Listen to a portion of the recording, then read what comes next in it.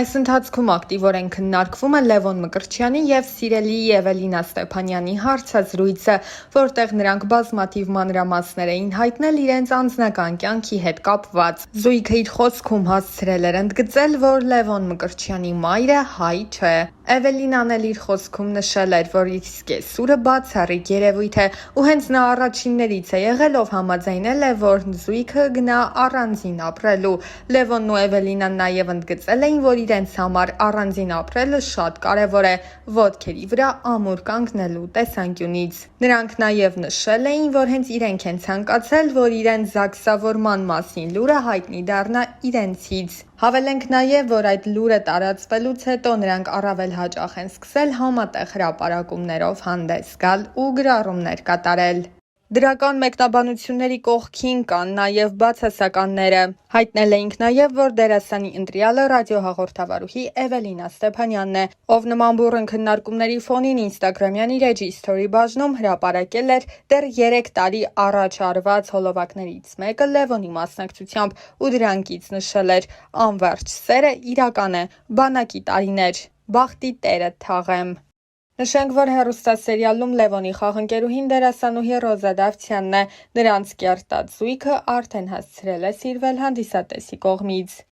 Հավելենք, որ նշանադրության մասին հրապարակմանը կից դերասանուհին գրել էր. Հոկտեմբերի 11 ես նշանադրվեցի։ Մեր պատմությունը տարբեր է ու բնավ նմանություն չունի քո իմացածներին։ Իմ անցած ճանապարհը շատ ավելի անհարթ է, քան դու կպատկերացնես, բայց ես անցնում եմ այդ ճանապարհը վեհորեն եւ անտրտունջ։ Այս կյանքում ինձ բաժին հասածը կորցնելու եւ գտնելու մասին ճանապարհներն են։ Իմ բոլոր գտածների հետևում կորուստներ են, բոլոր ձեռքբերումներիս հետևում անթիվան համար ձախողումներ, բոլոր ժպիտներիս հետևում հեկեկոցներ։ Կորուստներ կան, որոնք չեն փոխարինվում, չեն մոռացվում, չեն սպիանում եւ ի հակառակ նշվածներին խորը արմատներ գցելով օրերից մի օր անգամ ծիլ են տալիս, բայց գուցե փառատողը այն է, որ գտնվելիքների մեջ եզակիորեն, բայց գոնե լինում են դեպքեր, որ երջանկացնելու ձևը եւս չմոռացվողներից է դառնում։ Ես չեմ վախենա ասել, որ հորս կորցնելուց հետո քեզ գտնել է իմ կյանքում եղած, լինելիք եւ այժմյան եղածներից ամենից անգինն է։ Իմ փոթորկոտ կյանքին հանգստություն տվողն ես, իմ չբթացող ցավերի լուր կիսողն ես,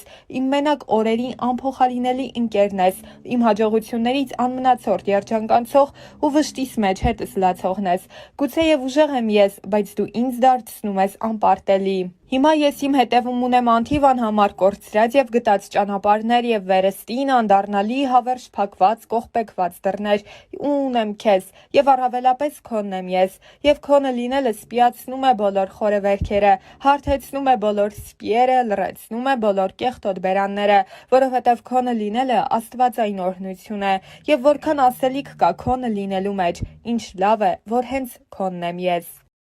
Երիտասարդ դերասանուհի Ռոզա Դավթյանը կարողացավ հայտնիություն ձեռք բերել շատ կարճ ժամանակահատվածում, ինչպես ասում են, մեկ նախագծի օգնությամբ։ Բնական էր, որ այդ ճանաչումը իր հետ պետք է հանրության հետաքրքրության նոր ալիք բերեր իր հետ։ Այս ընթացքում Ռոզան մեկ ծավալուն հարցազրույց է ունեցել, որի ընթացքում անձնականի մասին որոշ մանրամասներ էր հայտնել։ Դեռ հեռուստասերիալի ընթացքում շատ էր քննարկվում Ռոզայի եւ դերասան Կարեն Ասլանյանի սիրավեպի մասին լուրը։ Այդ թեմային անդրադառնալով դերասանուհին նշել էր. «Ես երբ գալիս էի հյուր ինքս ինձ ասացի, որ պետք է լինի մի տարածք, մի ներքին բան, որը միշտ քոնը պետք է մնա ու ես կարծեցի, որ անձնականը ամենաճիշտ տարբերակն է դրա համար։ Ես ու Կարենը հոյակապ ընկերներ ենք, մեզ մոտ ամեն ինչ լավ է տաղավարում։ Դրանից դուրս մենք երբեմն շփվում ենք, բայց իմ անձնականը միայն իմն է, ոչինչ չեմ հերքում կամ ոչինչ չեմ փաստում։ Ես մի բան կասեմ, այնինչ իրականում կա առանց իմ ասելու կամ մեկ ուրիշի հերքելու կամ փաստելու միշտ երևում է,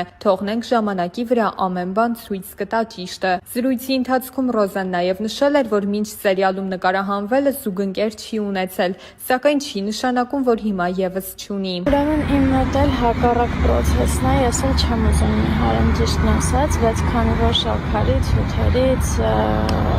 քաղցրից հրաժարվել եմ, այս վերջի շաբաթում երևի արդեն 4 կիլո նիհարել եմ, 4 կիլո նիհարել եմ։ Շատ վատ է, բայց եթե դուք ուզում եք նիհարեք, արդեն գիտեք ինչ պիտի անեք, մի քիչ վանքի ուժով։ Մի քանի տարի առաջ սկսում եմ մի խոսքով Instagram-ում կամ ընդհանրապես ապրում է ապուչներս քանդվել այս անգնալը իրականում մտքից ծայրով չեր անցնի, որ հնարավոր է ինձ մի օր ամեն օր այս հարցը տան երեխեք ապշում եմ ես այդքան մեծ չեմ, որ ամուսնանալու մասին դեռ մտածեմ ըստիս, եթե կարելի է, տենց մտածեմ, հա? Չգիտեմ, ինչի եք ես հարցը այսքան տալիս ինձ։ Սա կարծում եմ հարցերից հա, որը մի պատասխան իր մեջ չի ներառում, այլ շատ ու շատ պատասխաններ, որովհետև ինքս ինքյան արդեն ինդիվիդուալ հարց է, ու հետևաբար ինդիվիդուալ եւ յուրով պատասխանա ակնկալում։ Տեսեք, եթե օրինակ ունեք քթի կոմպլեքս, արտաքին կոմպլեքսների մասին ես խոսենք, դրա լուծումը արդեն դուք կարող եք տալ, բայց եթե խոսքը ներքին կոմպլեքսների մասին է, դա արդեն հոգեբանական մոտեցում է պահանջում։ Չգիտեմ, կան իրականում կոմպլեքսներ, որոնք այնքան էլ կոմպլեքս չեն, ինչքան մենք ենք դա դարձնում այդպիսին, բայց արդեն ներքին կոմպլեքսները դրանք լուրջ բարդություններ են, որոնց դեմ պիտի հոգեբանորեն պայքարեք։ Չգիտեմ ինչքանով կարողացա օգնեմ, շատ դժվար հարցեր, դժվար պատասխանել ակնկալում էր։ Սա համարենք վերջին հարցը, որովհետև գիտեք, որ ես ատում եմ շատ ստորիներ ու երբ որ իմ մոտ էլ այնպես ստացվում, որ շատ են նյարդերից չգիտեմ ինչ եմ, Instagram չեմ մտնում, որ չտեսնեմ, որ շատ եմ գցել։ Տեսեք, ես այս հարցին, թե հաղորդման ժամանակ, Օվսիկետ մեր հաղորդման ժամանակ,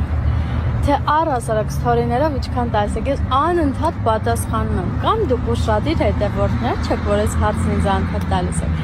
կամ չգիտեմ, դուք մտածեք արդեն ձեր պատասխանները գտեք,